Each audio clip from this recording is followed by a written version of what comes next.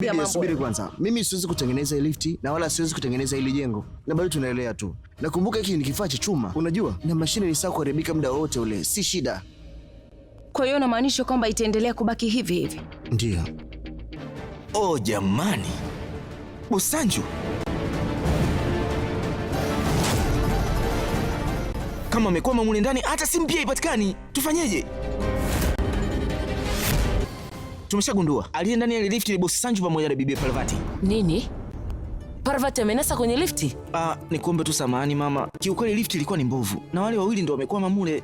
Sio kiweka kibao kwamba ile lift ni mbovu. Kibao tulikiweka mkuu na sijui ilikuwaje kikaanguka. Kitu chochote kikimtokea mwanangu, siwezi kuwasamehe. Nitawashtaki. Nendeni mkajaribu kumtoa mule ndani. Tunafanya hivyo tu mama. Makanika anafika hapo sasa hivi. Jumatatu hadi Ijumaa saa 3 kamili usiku ndani ya Mambo Moto.